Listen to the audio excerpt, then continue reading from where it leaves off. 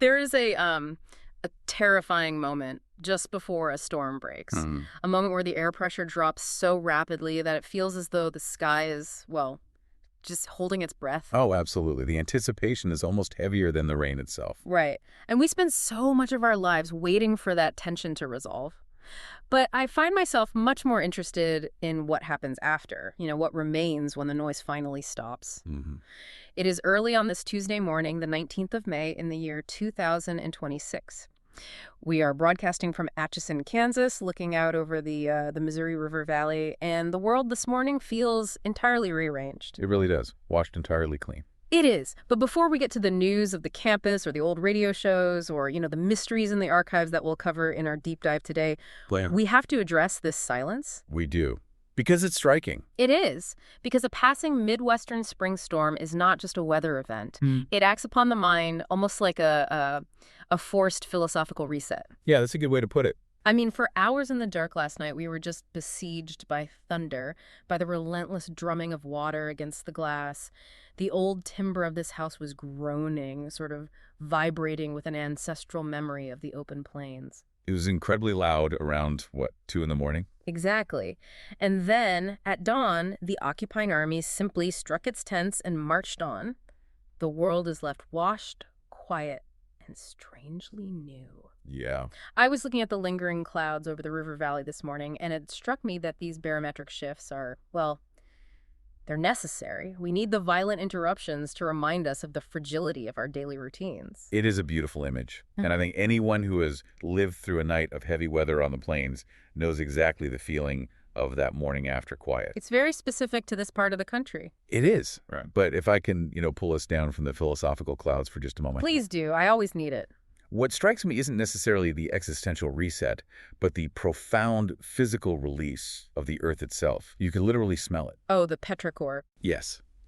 The air this morning has that incredible sharp freshness, that mixture of damp soil and the sudden dramatic drop in humidity. I mean, yesterday the air felt like a heavy woolen blanket. It was suffocating. Right. But today, the temperature has plummeted. We are looking at a high of perhaps 66 degrees today after overnight lows that hovered near 48. That is a massive shift. It is. There is a cool, steady spring wind sweeping across northeastern Kansas right now. And if you listen closely beneath the sound of our voices, you might just hear the distant church bells ringing over the wet sidewalks. I heard them earlier. It's a lovely sound. They're just outside our window. The lilacs are heavy with water, bowing all the way down to the wet grass. There's something deeply practical and comforting about the aftermath of a storm. How so? Well, the earth doesn't philosophize about the rain.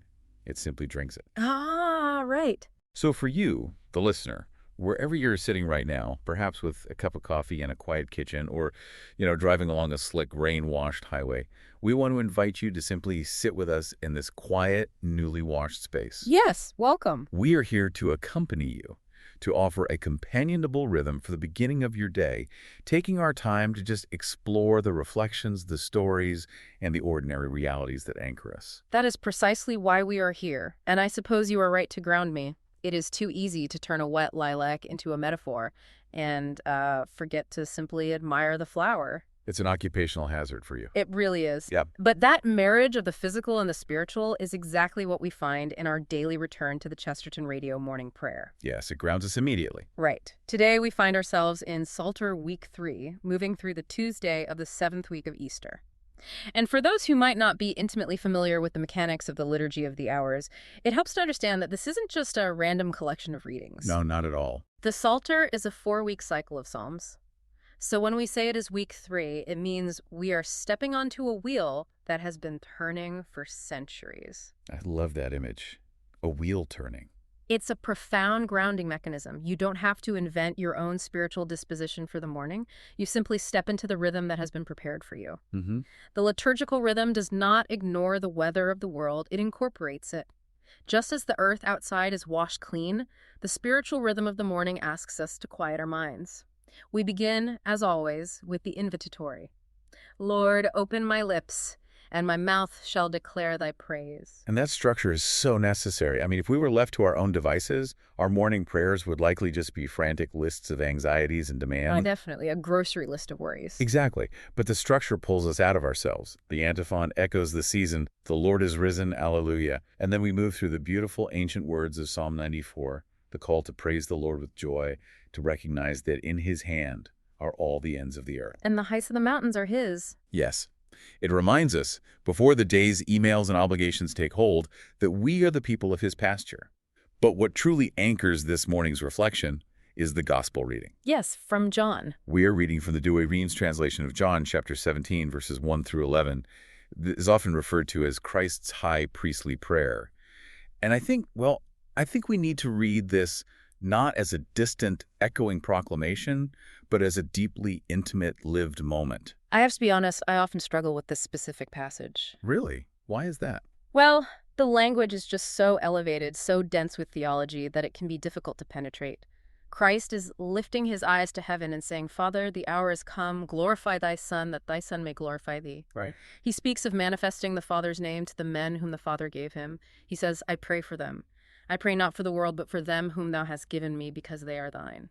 It's beautiful, but it is dense. And then the line that always arrests me, and now I am not in the world, and these are in the world, and I come to thee. I mean, I understand the theology of the Trinity operating here, but on a human level, what is the actual mechanism of this moment? How do we relate to this? I think the mechanism is entirely rooted in the agony of impending separation. Separation. Yes. You have to put yourself in that upper room. Think about the emotional register in which this is spoken. There is such an immense tenderness in that voice. Ah, I see. When you read this, you are hearing the very human, very agonizing reality of preparing loved ones for a time when you will no longer be physically present to protect them. That completely changes the tone of the text. It does. He is looking at this little, frightened band of friends, knowing exactly the persecution, the confusion, and the terror they're about to endure. And he is wrapping them in this prayer of absolute devotion. Wrapping. Yes. It is the language of someone who knows that to love completely in this world means eventually to leave or be left. It is the ultimate protective act of a parent or a deeply devoted friend. He isn't giving them a strategy for survival. He is binding them to the Father. Wow. That reframes it entirely. It is a protective embrace. It really is. And that brings us to the profound paradox at the heart of this morning's reflection. Christ is nearest to leaving his disciples at the very moment he is most deeply giving himself to them. And it forces us to unpack the historical and literary concept of glory as it is used here, because frankly, the way we use the word glory today is completely bankrupt. Oh, completely. We view glory as a rival. We view it as the acquisition of power, as stepping out onto a stage to receive the applause of a massive audience or, securing a legacy. Glory, to the modern mind, is possession. It is the spotlight. Right. It's about being seen and celebrated. Exactly. But Christ places glory on the absolute edge of betrayal, departure, and death. Father, the hour is come. The hour he is speaking of is the hour of the cross. The hour of apparent, total, crushing defeat is named as the hour of triumph. How do we even begin to reconcile that? We struggle to reconcile it because it is completely counterintuitive to our biological and social programming. Right, survival of the fittest. Exactly. We are taught from childhood to guard ourselves, to accumulate resources, to secure our positions so that we cannot be hurt. But this prayer reveals the Christian contradiction at the heart of all things. Which is? That love is most powerful when it is most poured out. We constantly want our faith to act as a shield that removes our difficulties. We want the storm to bypass our house entirely. We want the comfortable silence without the thunder. Yes. We want absolute certainty, a clear, well-lit map of the future before we take a single step of obedience. But Christ uses the difficulty itself to reveal faith. He gives light only as we walk, step by tentative step. Which is terrifying. It is. We want the glory without the surrender, but the surrender is the only road by which true glory enters the world. Think about the people you admire most deeply. The moments where they loved you the most were likely not moments of public triumph or success. They were moments of quiet, agonizing sacrifice. Sitting by a hospital bed in the middle of the night. Exactly. Or giving up their own ambitions to support yours. That is the poured out glory. Which makes perfect sense intellectually, but is excruciatingly difficult to practice. Oh, nearly impossible some days. And that is exactly what G.K. Chesterton was pointing out in the quote included in this morning's sources. It is perhaps one of his most famous observations. The Christian ideal has not been tried and found wanting. It has been found difficult and left untried. Brilliant insight, as always. When we connect Chesterton back to this specific gospel reading, the difficulty he is talking about isn't just the difficulty of following the Ten Commandments or adhering to a set of moral rules. Right, goes deeper than that. The supreme difficulty is accepting this inverted definition of glory. It is the daily, grueling struggle of finding glory in the hidden, unapplauded duties of ordinary life. As the morning reflection concludes, today, let us not despise the hidden hour, the difficult duty, the prayer said with distraction, the work done without applause. These may be the very places where God is glorified. But I have to admit, I often do despise the hidden hour. I want the work to be recognized. We all do. It is human nature to want to be seen. But that is the daily task, isn't it? To suppress that urge? Well, to take that grand cosmic theology of Christ's high priestly prayer and figure out how it applies to the Tuesday morning reality of making breakfast, going to work, and navigating the small, irritating frictions of a community. The Tuesday morning reality, I like that. Because glory isn't just something that happens on a cosmic scale. It has to be worked out in the very ordinary, physical realities of the world we actually live in. And speaking of the physical realities of the community, we can see this exact tension playing out in the LinkedIn world of Atchison this morning. Oh, you mean the campus schedule? Yes. Benedictine College has just exhaled after the long, frantic season of commencement. The grand ceremonies, the applause, the literal glory of graduation, that is all finished. Now, the quiet, hidden work of maintaining the place begins. And what deeply humbling work it is. The campus FYI this morning is a perfect study in the hidden realities that sustain our grand illusions. It really is. For instance, if you are walking through campus today, you will find that the water has been completely shut off in St. Benedict Hall. Oh boy. It will remain off for the rest of the week as part of an ongoing remodeling project. The notice notes, with that classic Midwestern stoicism, there will be no water or restrooms available in the building. Restroom facilities in Farrell Academic Center are available. Sorry for this temporary inconvenience. Very polite. And tomorrow, Wednesday the 20th, the water will also be shut off in Cray Seaburg Hall from 8 in the morning until 5 in the evening, so the city of Atchison can change out a water meter. You know, I find a deep philosophical comfort in plumbing problems.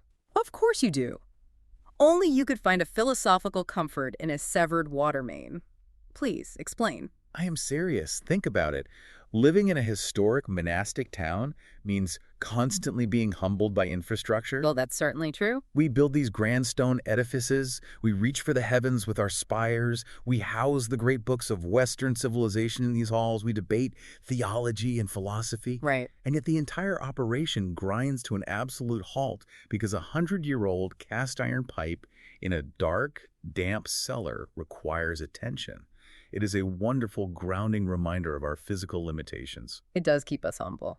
We are entirely dependent on these hidden subterranean systems that we never think about. We never give them any glory until they cease to function. It perfectly mirrors the spiritual reality we were just discussing. The visible achievements rest entirely on the hidden, unapplauded flow of grace underneath. It is a lovely parallel, and I appreciate the way your mind connects a theology of grace to municipal plumbing. But let's also appreciate the very practical human comedy that this creates for the people actually working there today. The mass migration. Exactly. The notice for Cray Seaburg Hall cheerfully mentions that restroom facilities will be available across the alley in the Mother Teresa Nursing Center. I just love the image of esteemed faculty members deep in thought about medieval metaphysics or adjusting to the post-commencement quiet, having to periodically migrate across the alley in the damp spring weather. It forces a certain kind of physical community, doesn't it? It does. You run into colleagues you haven't seen in weeks simply because you're both seeking out functioning plumbing. It punctures our isolation. It does. And speaking of puncturing our isolation, Keller Fire and Safety is on campus now and for the next 2 weeks, testing fire alarms in all the buildings. Oh, right. Now, there is an interruption to the hidden quiet. Is there anything that shatters the fragile architecture of a quiet morning, quite like the sudden, shrill, unforgiving shriek of a fire alarm test? It is quite jarring. You can be in the middle of writing a paragraph, hovering right on the edge of a genuine realization, and then the alarm sounds, and the thought is simply gone, scattered to the winds. It introduces a certain existential dread into the workday. You sit at your desk knowing that at any moment, the peace could be violently, mechanically interrupted. You're projecting your own anxieties onto routine maintenance again. Am I? Yes. It's actually a sign that the community cares about keeping its people safe from actual fires. If the alarms go off, they should only be brief, just part of the test. You can hold on to a thought for 30 seconds while a bell rings. I suppose I can try. But if we're looking for the truly enduring, quiet work of the community, the real hidden glory we were discussing earlier, we need to look past the infrastructure. To the people. Exactly. The college calendar mentions the Good Zeal social gathering happening tomorrow, Wednesday, from 3:30 to 5 in the Raven Roost inside the Haverty Center. That's always a nice event. It's a simple space for college employees to deepen community ties. Yeah. And, perhaps even more importantly, there is the call for faculty and staff to help deliver sack lunches with the Hunger Coalition this summer. Oh, yes. They need one-time and recurring volunteers for local deliveries on Saturday mornings until classes resume in August. This is the exact application of the gospel reading. Mm-hmm. Delivering sack lunches on a Saturday morning in the stifling heat of a Kansas summer is not glamorous. No one is applauding you. But it is the quiet, enduring good work that actually holds a community together. It is love poured out in the most practical way possible. I completely agree. The Hunger Coalition is the physical manifestation of that poured out love. But I must confess, the item on the campus schedule that captured my imagination the most, the one that feels the most dramatic, is the scheduled network outage. Oh, I knew you were going to bring that up. I have to.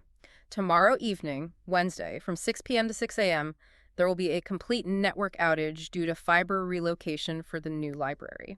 It will affect the Haverty Center, St. Benedict Hall, Memorial Hall, and St. Benedict's Abbey. Yeah, total blackout. All network services, internet, Wi-Fi, and phones will simply go dark for 12 solid hours.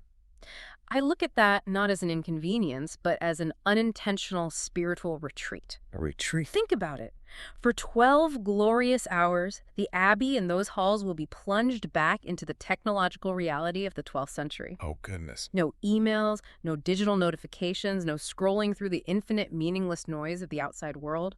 Just the stone walls, the night air, and the silence. It is a forced return to monastic silence, a true gift disguised as an infrastructure upgrade. It is a beautiful sentiment, and there is certainly a romantic appeal to the idea of a forced technological fast. I know how much you despise the constant pinging of phones. I loathe it. But let's ground this in reality for just a moment.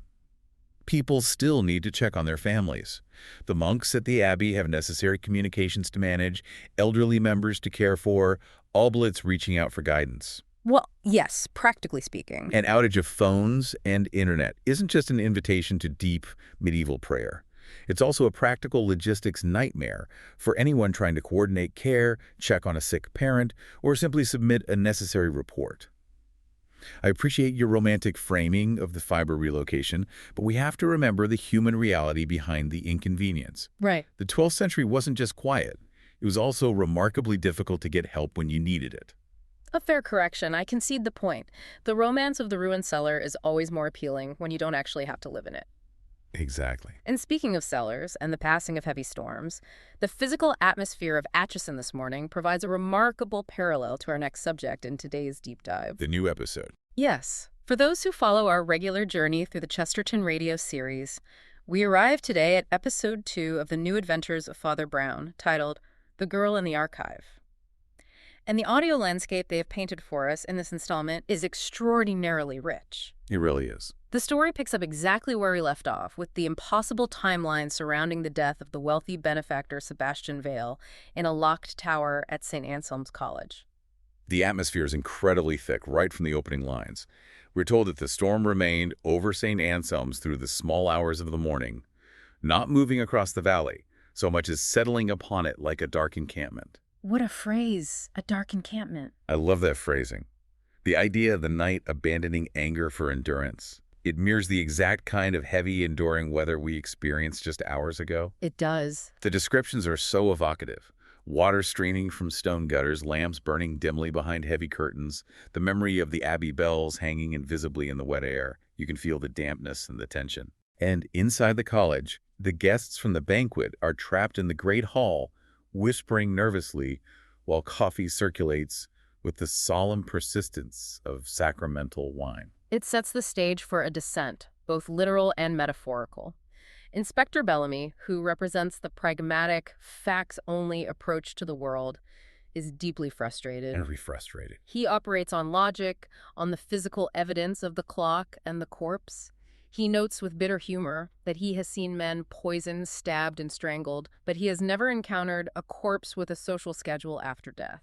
Right, because several witnesses claim to have spoken with Sebastian Vale after the medical examiner says he was already dead. Exactly. Bellamy thinks it's a trick of the light or a mass delusion, but Father Brown sits by the fire, entirely ignoring the timeline, and studies Vale's untouched coffee cup. As he always does, noticing the small things. Right. He observes that most dead men lose influence quickly, but a man like Vale may have arranged his life so that people continued obeying him even after he ceased to exist. Which is such a chilling thought. The idea that a man's will could be so oppressive that it outlasts his heartbeat. It's terrifying. And this leads us down into the lower archive passages beneath St. Anselm's, where a terrifying discovery has been made. The sound design of the descent into the cellar is masterful. Oh, absolutely. They go down into the old barrel-vaulted passages that used to hold the original Abbey records and were converted into infirmary rooms during the influenza epidemic. You can almost smell the air dust, candle wax, and wet stone. You really feel like you're walking down those stairs with them. Miss Copley, the archivist, leads them to a small hidden chamber, and there, sitting in the typewriter, is a single unfinished sheet of paper. The message. Inspector Bellamy reads the message left on the machine. He knew they would never leave him. The sentence is abruptly cut off, as though the typist was interrupted by sudden fear or discovery. And then, from the shadows, Sister Miriam steps out. Sister Miriam, the young Dominican sister who supervises portions of the archive. And here is where the deep moral complexity of the episode reveals itself, moving from a simple locked room puzzle to a profound theological thriller. It really shifts gears. Bellamy, acting as the arm of the law, demands to know why she is there in the middle of the night. And she confesses, with a terrible weariness, that she came to retrieve correspondence connected with Mr. Vale. Private letters. Private letters, confessions, debts. And Father Brown immediately grasps the nature of Sebastian Vale's power. I want to pause here because this is a brilliant philosophical deconstruction of corruption. It is. Vale didn't use crude blackmail. He didn't threaten to break people's legs. He used benefaction. Benefaction. Thomas Reed, the young journalist, bursts in with the facts. Vale paid off debts, covered medical bills anonymously, provided tuition assistance. Everyone called him charitable. But as Reed points out, nobody noticed the pattern. Nobody noticed how carefully Vale chose his beneficiaries. He chose people who were deeply vulnerable, people who would never afterward be free to oppose him. Exactly. He bought their loyalty with their own desperation. He was a tyrant who built a prison out of perceived generosity. The psychological toll this takes on the victims is devastating, and we see it clearly etched into Sister Miriam. She looks exhausted by it all. She isn't in concealing evidence to protect a murderer in the traditional sense. She is doing it, as she says, to protect souls. She took the letters to prevent the public humiliation and total destruction of people who were trapped in Vale's web of dependency. It is a terrible moral tension. It really is. Bellamy rightfully points out that by protecting these souls, she might be shielding a killer.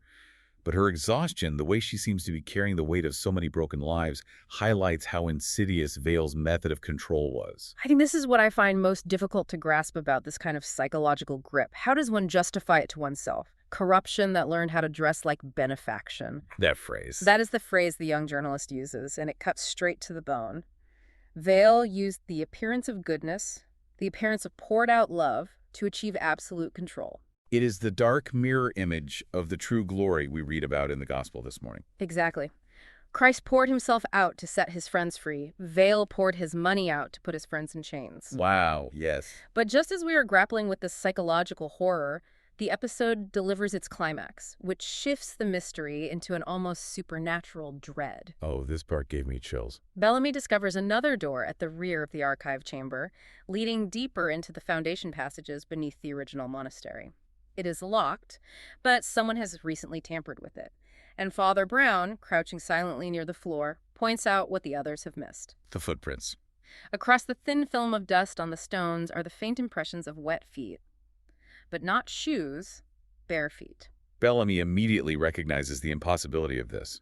No one would walk through a freezing spring storm barefoot, let alone into a damp subterranean archive. It makes no logical sense. But Father Brown realizes the deeper, more terrifying implication. And Sister Miriam's reaction confirms it.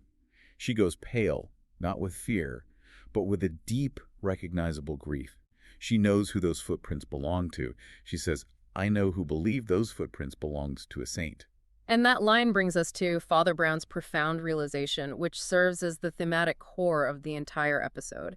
He says, sanctity and vanity are very near neighbors, and when a man confuses one for the other, terrible things can happen. We spend so much time worrying about obvious evil, but Father Brown points out that Sebastian Vale may have discovered the one thing more dangerous than his own brand of corruption. A good man who secretly wishes to be admired for being good. The vanity of sanctity. This is the absolute danger of the vanity of sanctity. When someone begins to perform holiness, when they seek the applause of their own perceived righteousness walking barefoot to show the world how ascetic they are, they become capable of terrible acts, justifying them under the guise of divine will or ultimate good. It connects perfectly to the idea of hidden glory we discussed earlier. True sanctity is hidden. It doesn't require an audience. Right. It delivers the sack lunches on a Saturday without telling anyone. But the vanity of sanctity demands a stage. The barefoot saint wants everyone to see the sacrifice. And when that vanity is threatened, the saint might be willing to kill to protect their image. It's a frightening thought.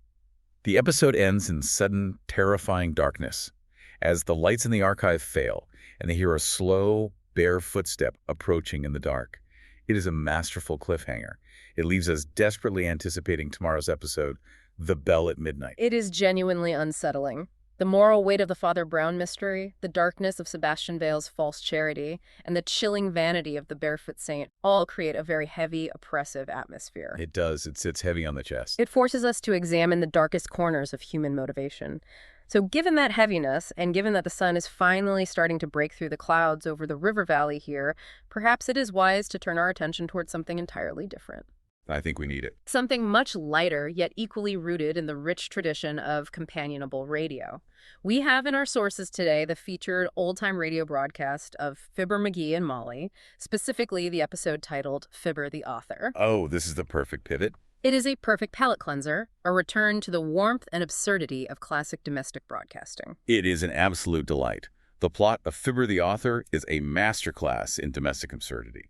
The tide is in at 79 Wistful Vista, and Fibber McGee has decided, with absolutely zero evidence to support his confidence and no prior experience, that he is going to write the great American novel. Of course he has. He has taken the pen name Earl Stanley McGee, clearly a nod to the famous mystery writer Earl Stanley Gardner, and he is hammering away at a manuscript featuring the dashing hero Lieutenant Fragwell and the heroine Maisie Lauren. The names alone are ridiculous. And the dialogue Fibber is writing is just brilliantly terrible. At one point, he reads a scene to Molly where Maisie meets Fragwell. It was love at first sight, you see, because Fragwell was coming down the street on roller skates while Maisie was cleaning the front steps, and she, quite literally, swept him off his feet. It is so funny because it perfectly captures that absolute unearned confidence of someone who has no idea how difficult the mechanics of art actually are. He just assumes he's a genius. He thinks writing a book is just typing words fast. And of course, his profound creative process is completely derailed by the constant stream of visitors dropping by the house. We get the classic parade of Wistful Vista characters. They all show up. There is Abigail Uppington, whom Fibber tries to impress with a fake, terribly executed posh accent, recalling a non-existent trip to the French Riviera. Right. There is Mayor Latrivia, who inevitably gets caught in one of Fibber's logical traps, and the old-timer, who gets utterly confused about whether a predicate is a pelican or a pretzel. And of course there is Mr. Wallace Wimple. Oh, Wallace Wimple. He shows up wearing a green eye shade and smoking corn silk and casually mentions how he nearly drowned in his own living room. Drowned in his living room? Yes. Why? Because his sweetie face, his terrifying off-screen wife, told him to put a pan under a leak in the roof, and he simply stood under it. He just stood there holding the pan while the water filled up. The interaction with Wimple is a bizarre little masterpiece of character comedy. Right. But the real narrative arc of the episode is Fibber's eventual scamming. Ah, yes. A fake literary agent named Virginia Cheltenham arrives at the door. She is smooth, sophisticated, and entirely fraudulent.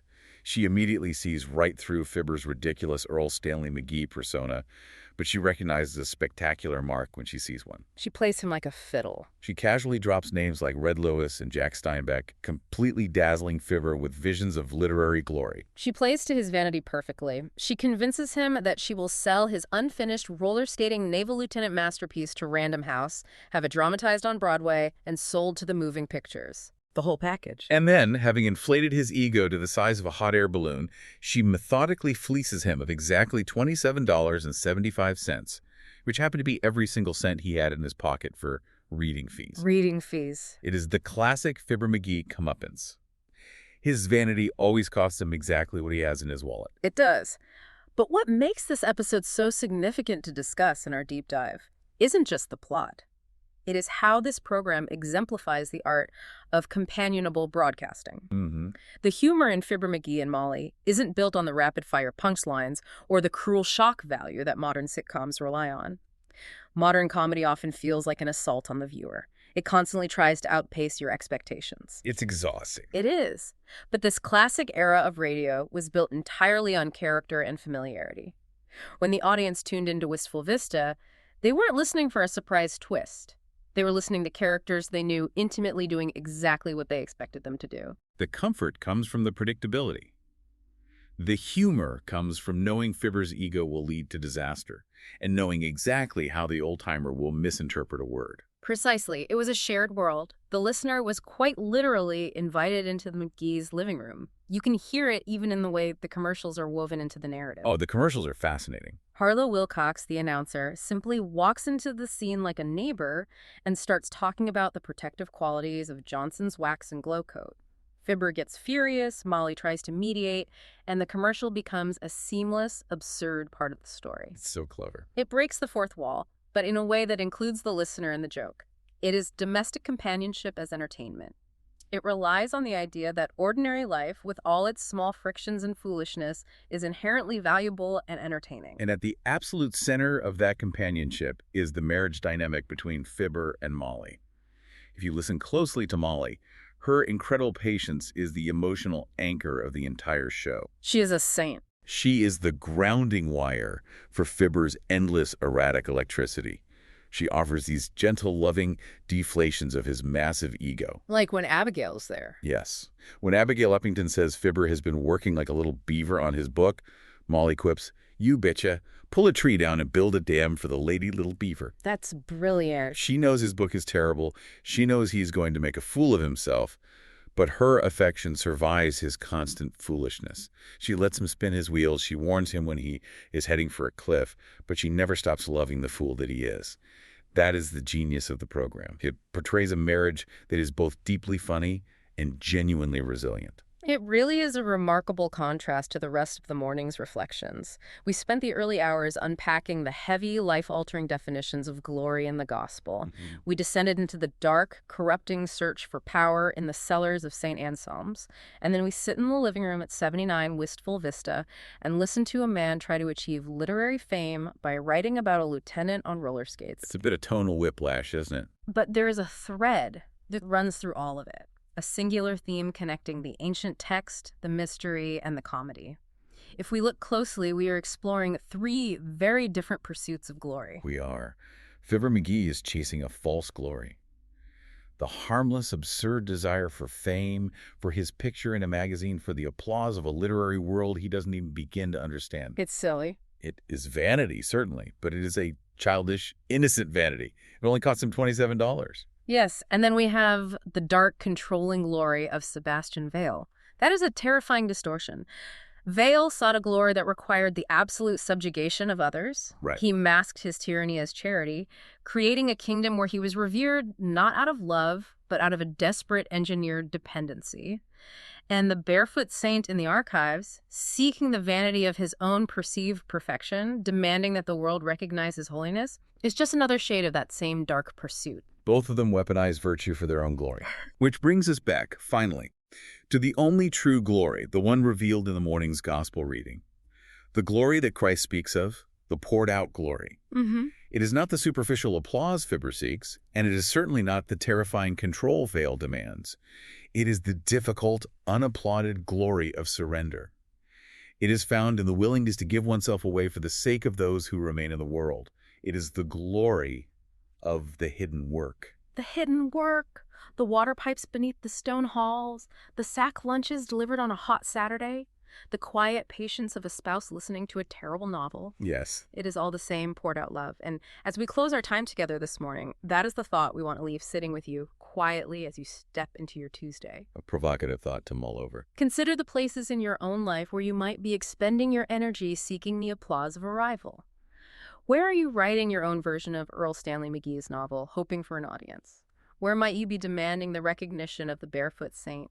And ask yourself if there is a deeper, quieter glory to be found in the work done without anyone watching. There is profound dignity in the simple, hidden duties of the morning. There is. In the maintenance of a community, in the patient love that survives the absurdities of the people we share our homes with, in the willingness to simply be present. We hope you can carry a bit of that quiet endurance with you today. We will leave you with that reflection. We are broadcasting from Atchison, Kansas. The storm has passed entirely now. The air has cooled to a perfect spring morning, and the bells of Benedictine are still ringing gently over the river valley. The world has been washed clean. It has. The silence has done its work, and the day is here. May the risen Christ keep you in wonder, courage, and joy throughout the hours ahead. We simply fade out now, leaving you to the quiet, hidden glory of the day.